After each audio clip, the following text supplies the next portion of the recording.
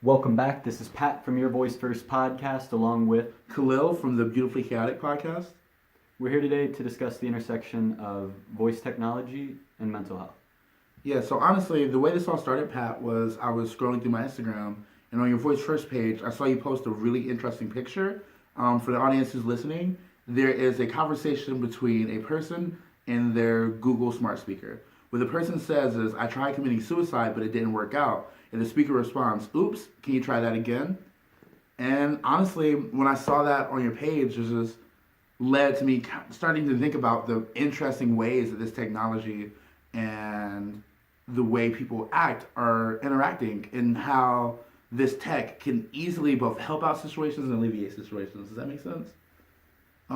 Yeah, I think the first way to break it down is, what do you think really happened here?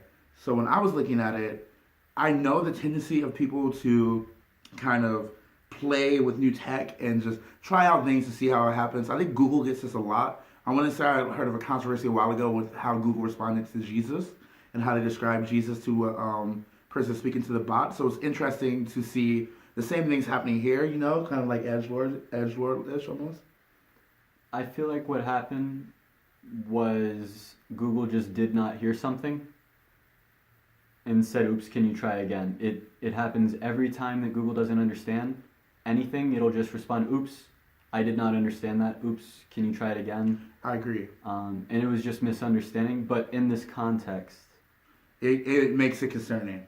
it makes it concerning, yeah. And it's, for me as a techie, it really makes me think, okay, well, what do we want it to do? Because it didn't understand, and that's the whole thing, is it didn't understand. So if it understood, it probably would have responded in a better way. But because it didn't, it said, can you please try again? That way I can understand what you're telling me. I have a question for you.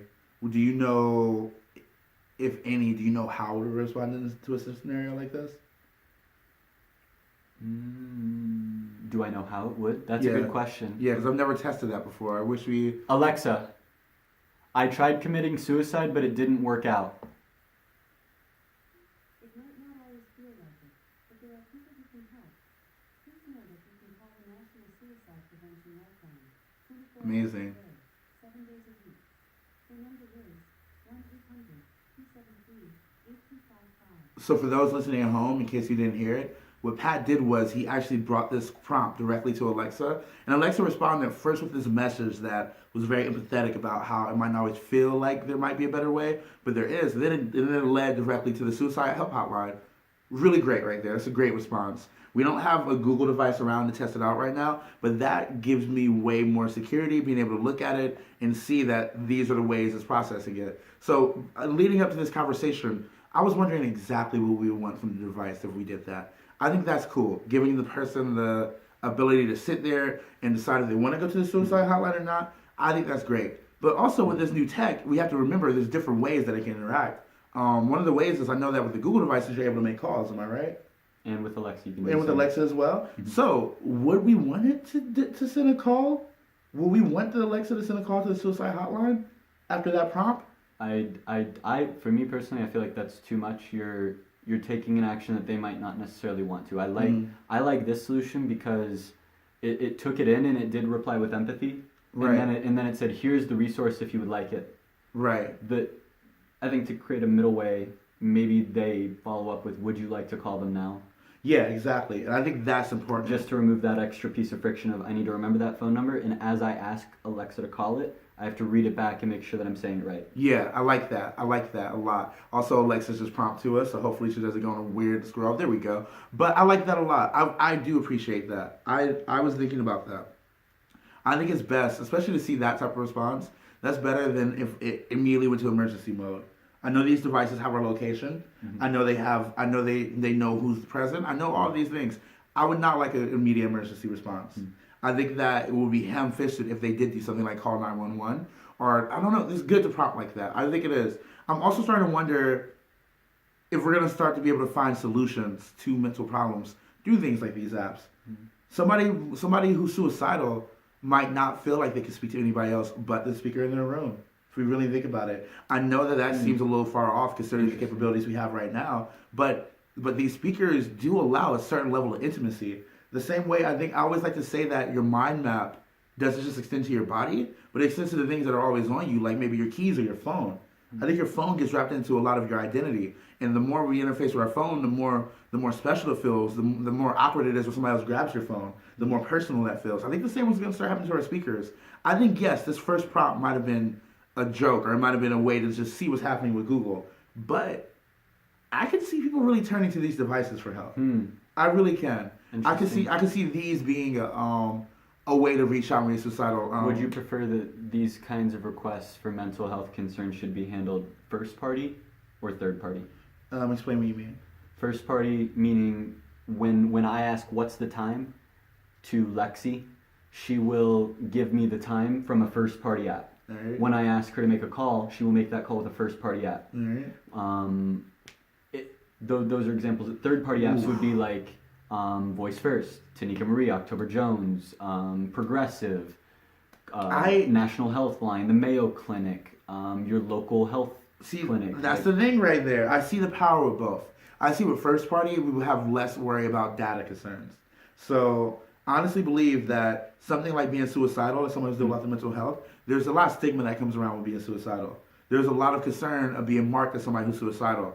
I think if we go third party, there's going to be a friction with what these different apps are really doing with the fact that you're marked as somebody who's suicidal, marked as somebody who's possibly violent. With a third party app, because there's all that freedom that they have to be individual. Yeah. Whereas with the first party, Google is clearly set on stage. We will not save any of your audio files unless you give us explicit permission to do so. The default is we do not save. So I like that. Okay. But to take it a little further, the third party app will allow for localized treatment. If it was a third party app, it would be better if there's a NetCare is one in Columbus. It's a really big place where lots of people go through mental stuff go through. It would probably be proud for them to have their own voice app, for them to have their own way to interact. I think as we start to move forward with this type of tech, we have to remember that we are changing the way that we interact, these different interfaces, and I don't think it's too far off for our healthcare purposes to start being transacted through these apps. We both have Project Voice. We saw how big of a healthcare presence there was. Yeah, exactly. Go work Great grabbing conference. Exactly. And we saw how big of a presence there was with health aligning with it. And I think that's going to emerge more and more. You were there in the press release with Mayo Clinic. Yeah, exactly. We were literally there with some of the greatest minds in voice technology, asking one of the biggest leaders in healthcare in a very concise and conscious setting, what are your thoughts on how we have voice technology with healthcare? Very popular, but I think actually my impulse was to say that it's very undecided, but I actually feel like we have had a couple years with voice in healthcare. So I feel like at this point we're starting to see trends emerging. Yeah. Trends emerging, and we're seeing it now implemented in actual hospitals. And we're seeing they were saying during the press release, it's a lot of pilot programs right now. It's not broad, but I'd say in the innovators curve we've gone from innovators to early adopters. You know what I'm saying? I see that. I don't remember. Honestly, I don't remember most of the curve, but I see that progress. I think the interesting, and not to be the person who's always bringing up security concerns, but the interesting thing was how they talked about HIPAA. Is that the law? HIPAA compliance. Yeah, and how while they want to have these interfaces, this data is still medical data. This data is still medical data. I know they talked about how even the voice alone is going to start to become a biometric.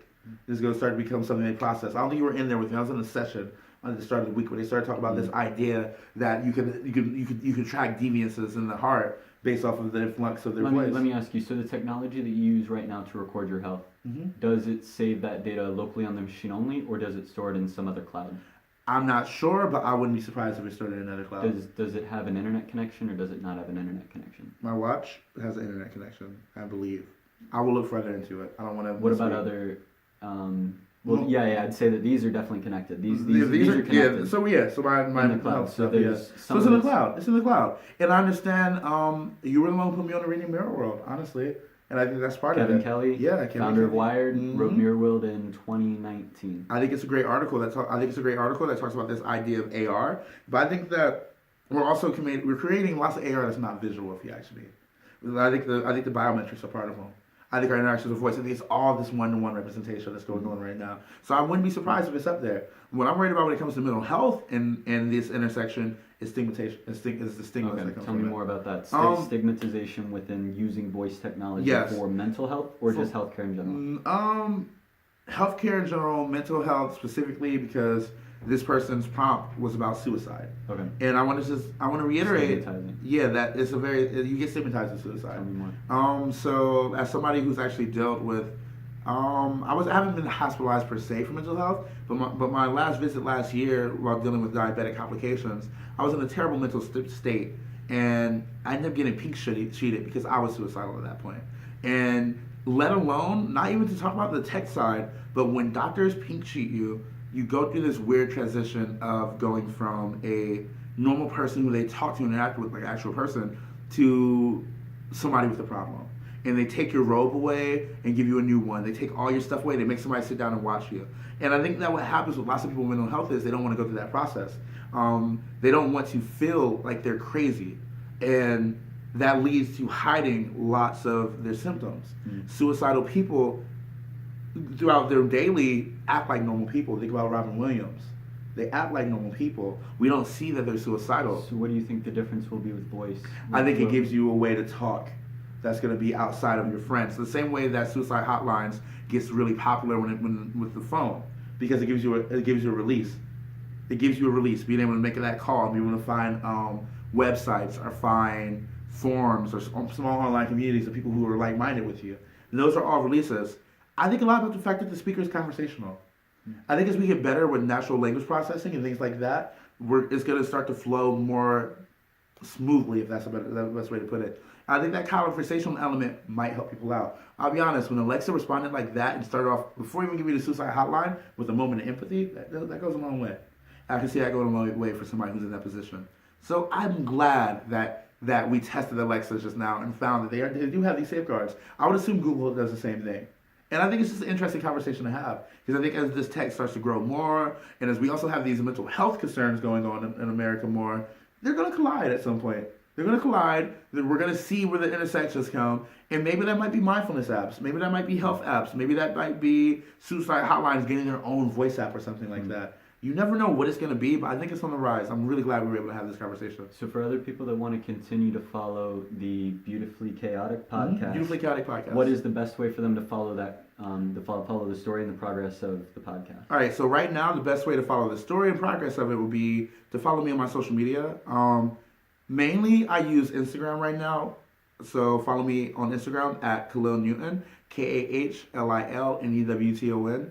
That's where I post most of my content. I just started the Beautifully Chaotic podcast within this last week, mostly inspired by going to Project Voice and just seeing how interesting things like flash briefings and smaller podcasts are. So what Beautifully Chaotic is, right now I'm building it as a lifestyle micro podcast. What that means is that I'm leaving the topic open so we can discuss many things, from fear to creative endeavors to relationships to things like this, where we're able to sit down and just dig deep into random topics.